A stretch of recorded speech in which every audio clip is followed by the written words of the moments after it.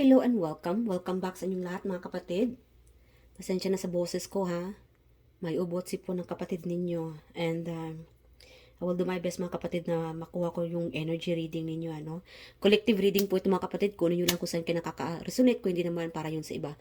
Huwag lang po tayong bitter. I miss you guys. So ang reading natin ngayon mga kapatid is someone may taong gusto mag-reach out sa inyo at alamin natin. So soon, matatanggap mo itong taong mag-reach out at least it will be a heads up, no? Yeah, at least alam nyo na in a future na ano bang intensyon ng taong ito sa inyo.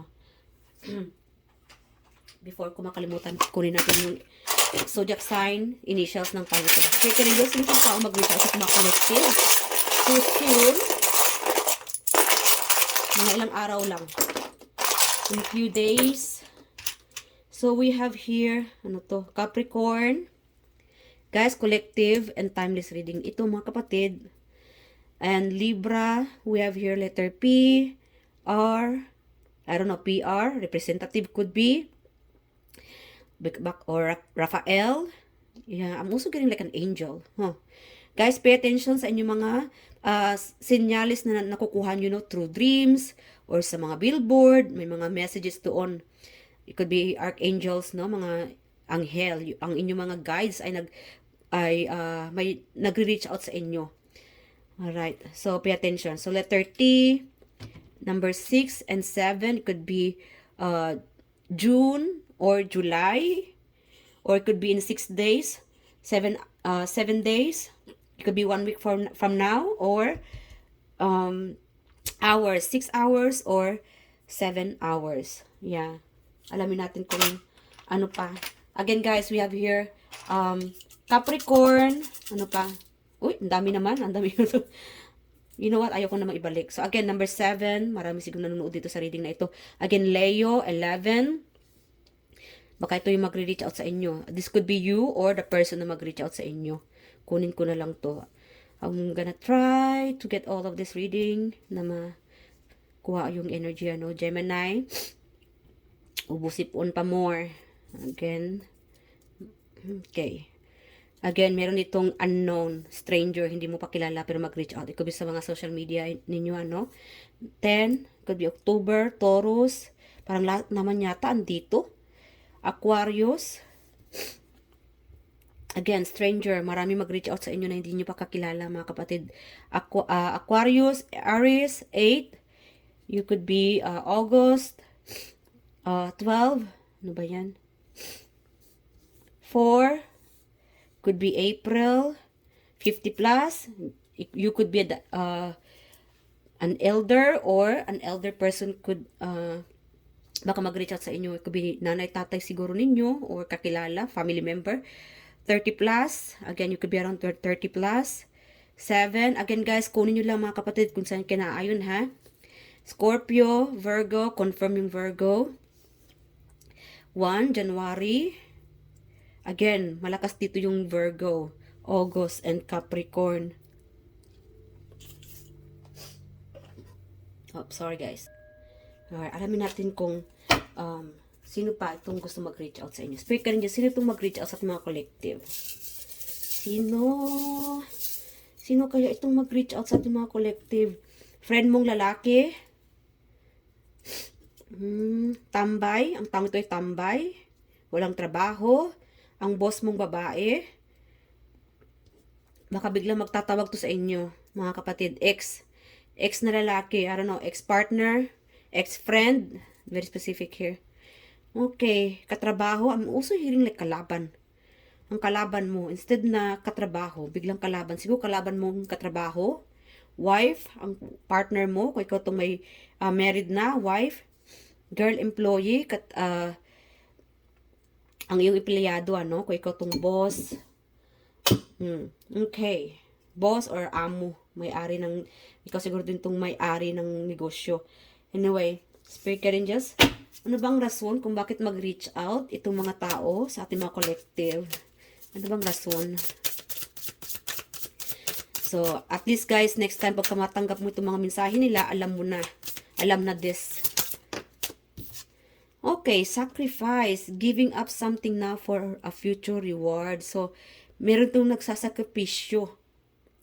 So, again, sa mga nanay, tatay na mag-reach out, elders, yes, mag-reach out, I don't know. I'm sorry guys, parang nakuhanan ko yung nagkakasakit. Baka mag-contact sa inyo. Yeah, baka hihingi ng tulong. Either pagkain, dahil wala na sila makain. That's the energy na kukuhanan ko, ano. Wala na makain, or yung lagi sila nagkakape, pero wala nang pambiling kape. Yeah, or namimiss kanila. Yeah, meron itong namimiss kanila. Siguro ikaw tong tao nagsasakripisyo. Again guys, vice versa. Iba-iba yung mga sitwasyon ninyo. Ano? This could be you or the person na mag-reach out sa inyo. Yeah, giving up something now for a future reward. So, again, meron naman dito, mag-reach out dahil baka may mag-give up, no? Lalong-lalo na kung ikaw itong amo. Yeah, amo or sa katrabaho na aalis dahil maraming sakripisyo, maraming mga responsibilidad. Kung ikaw tong amo, may sariling negosyo or boss, yes, may mag-reach out, ipaalam sa inyo na ang tao ito ay aalis na. Yeah, separation. Baka may makakatanggap naman ng mensahe dito sa inyo na this could be related sa relationship. Either work, relationship, yeah. Mag-reach out sa iyo ito tungkol sa kanyang broken heart. Yeah, very specific. Mag-reach out ang taong ito dahil may nagkaroon ng separation. Yeah, nagkahiwalayan. Meron naman dito mag-reach out para paalam sa iyo nito na aalis na siya sa trabaho or mag-quit. Yeah. Okay. So, yes, again guys, sakripisyo. May dapat siyang I don't know, I'm sorry guys ha. Para bang may drama. So, expect this guys. Pag mag-reach out ang taong ito sa inyo, they will be talking about their experience, no? Hihingi ng tulong, grocery could be, walang makain. O meron naman dito mag-open up sa inyo dahil physically, no? May sakit siguro, may dinadamdam. Meron naman dito mag-open up sa inyo dahil sa mga relationship or I don't know, broken. May na broken hearted dito, separation. Meron naman na mag-reach out sa inyo, anong tawag nito? Baka mag-quit sa trabaho. Yeah. So, you have to be more patient mga kapatid whenever you communicate with this person, ano, pagka mag-reach out ang taong ito. Kasi meron to sa inyo dito, parang napagod ka na. Parang paulit-ulit na lang, ano, na same routine, same communication. Alam mo na ito. Like again, alam na this. Mag-reach out na naman ang taong ito dahil hingi ng tulong, ano. Like again, walang trabaho, tambay. Mag-reach out sa iyo dahil walang makain. Meron naman dito na I don't know, something about like, kung ikaw tong in a relationship, ano, baka merong partner dito na biglang, naubusan ng pasensya, kaya makipag-break up. I'm sorry guys, alam mo kung ano yung sitwasyon mo ngayon. Siguro nakakaramdam ka na, kung nararamdaman mo na parang nanglalamig ang iyong person, maybe that could be the sign, no? Baka sinyalis ito na mag-reach out ang person mo para mag-open up, no, sa situation ninyo. Baka yung option niya is to break up. Yeah, very specific here. Ano pa? Tungkol saan pa itong mag-reach out? Again, patient. Be patient, guys, whenever this person, I think the universe want you to be more patient. Kasi nga, may mga tao din talaga na ikaw yung it's like a shoulder to lean on. Yung masasandalan nila. Yeah, ikaw yung tao na you're like again an earth angel. Yeah, kaya nga meron tayong Angel Gabriel or your guides, no? Para kang ikaw yung nagiging instrumento ng Panginoon dito sa mundong ito para tumulong sa iba. Physically, spiritually, in everything. Malaking tulong ka sa mundong ito. Kaya maybe that could be the sign na kukuhanan mo yung mga sign or energy na pinapadala ni universe itong mga taong ito sa buhay mo dahil alam nila na trusted ka and you are ito yung sole purpose mo siguro, ano, mga kapatid, na makatulong sa ibang tao, sa kapwa. Yeah, you are kind of person na you have the shoulder, to lean on. Yung mga taong puro na lang problema, siguro ikaw, nawawalan ka na ng pasensya, no? But again, be more patient. Kasi part ito ng soul journey mo, na itong pagsasakripisyo. Yeah, sacrifice your hours, your times, para pakinggan naman itong mga taong nanghihingi ng tulong. Yeah, para mag-grant yung mga problema nila. So be more patient. Whatever mga katramaan sa buhay mo ang darating or dumarating, it's part of your soul journey to face them all, para harapin mo sila. Dahil part ito ng yung soul journey to help the others. Kasi yan, no, tinutulungan ka naman ng universe. Kung ano yung grasya, gift ni universe na binigay sa iyo, gamitin mo ito. Yeah. You need to make sacrifices. Spend time with these people to help. Spend time to, or, yeah, feel free to help the others. Huwag kang mag-give up, lalong-lalo na sa relationship. Like again, sabihin natin na kung yung partner mo parang nanglalamig, ano, tapos mag-reach out sa inyo na parang, siguro, let's end this relationship, ganito, ganyan. And, I think it's time for you to listen. Pakinggan mo rin kung anong side niya, no? And, may chance pa para balikan yung nakaraan na to fulfill or filled up, no? Kasi meron na ubusan. Time is ticking. I'm sorry guys, this could be related sa family member na may sakit. Time is ticking. Meron naman dito na it could be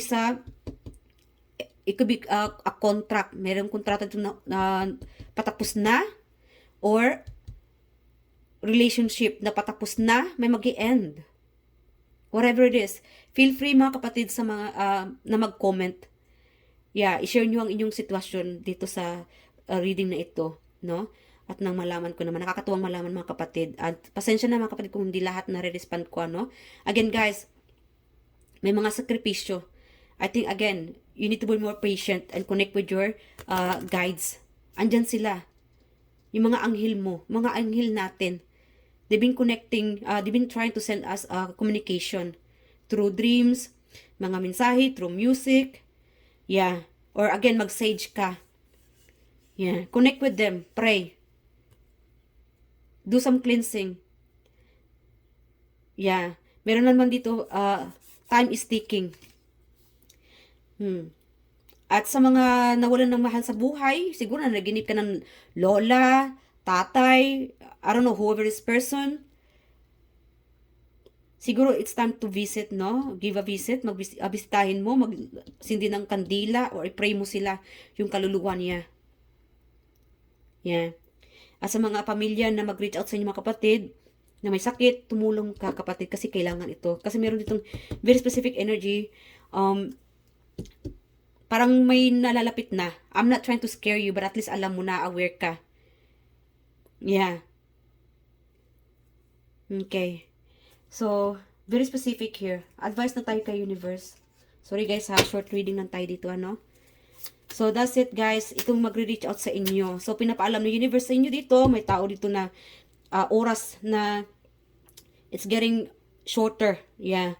Meron naman dito kontrata. Parang may breaking. Yeah, break up. It could be break up situation. I think it's time. Meron naman talaga mga tao sa mundong ito, mga kapatid. Relationship, friendship, parang may kontrata. Our friendship will be only good for 2 years and then parang dadaan lang sa buhay mo, ano? Parang ganun na lang. So, accept the fact na ganun talaga. May mga bagay na hindi magtatagal sa atin, meron naman maglo-long last. Same thing sa ating buhay. Hindi tayo, yung buhay natin hindi pang infinity, ano? But our soul is infinity. But our body is not. So, enjoy life and feel free to communicate with these people who's trying to communicate with you, no? Kung sino to makipag-reach out sa inyo, kausapin ka, mag-grant ng problema. Again, guys, you are an earth angel. This is your work. This is who you are. Just be more patient. And I am so grateful for you na andyan ka para tumulong sa kanila at have a shoulder to lean on. No? Na ikaw yung nagbibigay tulong or nakikinig ka. So, the universe is so proud of you. Okay, what else? Final message from the universe. So, yeah, guys, gossip dims your glow. So, yes, again, baka may mga mensahe sa inyo, mag-reach out. may telepono. May magtatawag sa inyo, alam mo ba, sige to ganyan. Again, be more patient. Minsan talaga nakakairita, no, pag may mga gossip, may mga chismis. Yeah, so, try to listen. Hindi mo naman kailangan na pakinggan lahat ano. Again, iba-ibang sitwasyon ninyo. Baka may mag-rant ng relationship, no, na gito ganyan, may walang trabaho, may nag-away, may nag-break up. Again, iba-ibang sitwasyon ninyo. Kasi meron dito sa inyo parang napagod ka na. Nakakapagod naman, parang puro chismis. Gossip dims your glow. So again, nakaka-drain ng energy kung the same pattern, ano. So again guys, kung the same pattern, it's okay. It's okay to let go, no? Mag-walk out ka na lang. Yeah. It's okay to walk out sa mga gossip, no? Sa mga chismis, kung anong mga sasabihin. Again, that could be. Malakas dito yung chismis, mag-reach out ang tao ito sa inyo. Baka may chismis na sa gito ganyan, walang trabaho, ang iyong katrabaho, ang iyong kapartner, ang tao ito walang pera, walang pagkain, or ang tao ito na, again guys, iba-ibang sitwasyon ninyo. No? So again, parang bang nakaka-drain, pagod ka na. So yeah, it's okay, mag-walk out ka na lang. So that could be the reason ng tao ito mag-reach out, yung iba dito sa inyo. So, speaking poorly about others tarnishes your energy and your reputation. So, avoid bonding over complaints and feeling superior. Human beings weren't designed to be perfect, and this includes you. Instead, raise your vibration by engaging in positive communication. Celebrate what does work and who is awesome. The more you do this, the more radiant you will become. So, yeah. So, celebrate what does work or not working, no? Kasi, hindi lahat ng mga na mag-reach out sa iyo ay mga good news. So, okay lang. Kung hindi ka interesado, then speak the truth. Sabihin mo lang, I'm sorry. Hindi natin kailangan pag-usapan sa ganyan dahil we're not in that person's shoes. Okay? Iba-ibang sitwasyon natin. So, i-pray na lang natin kung nagkipag-break up yung partner niya. Again, guys, it's okay to, okay lang naman mga kapatid na mag-walk out ka. Kasi it's true na nakaka-drain naman talaga ng energy itong mga gossip, itong mga chismosa, itong mga, unless makakatanggap ka rin ng mensahe na may nagchichismis sa inyo. Again guys, walk out. Huwag mong pansinin kung may mag-message sa inyo o may narinig ka tungkol sa mga balita, whatever news na matatanggap mo, nakaka-drain, mag-walk out ka. You know what to do. So, your guardian angels, yes, a family loved ones could be, mag-walk out ka sa mga issues kasi nakaka-drain. Alright? And nobody is perfect. Hindi dahil sa ang kaibigan mo, nanay, tatay, kapatid mo ay nagsabi sa iyo na, sige to, yung kapitbahay natin, huwag kang magalit. Kasi nga, again, pinapaalala ni universe dito, we are not designed to be a perfect. Hindi tayo perfecto. So, mag-walk out ka. Kung feeling drain ka sa mga gitong usapan, mga bad news, ano ka na lang. Either magkape ka na lang, or lumayo ka na lang. Umiwas ka na lang sa mga issues. Sa mga kung sa inyo dito ay nakakatanggap ng mga bad news, again, ibaling mo na lang iyong sitwasyon sa ibang bagay na makapagpapasaya sa iyo. Do not let yourself na madrain ka sa mga negatibong bagay. Mga gossip, mga chismis. And you know who you are. Alright? So, I love you guys and I do hope nag-enjoy ka sa reading na ito. And I'll see you guys in my next reading at mag-ingat po kayo palagi. Bye!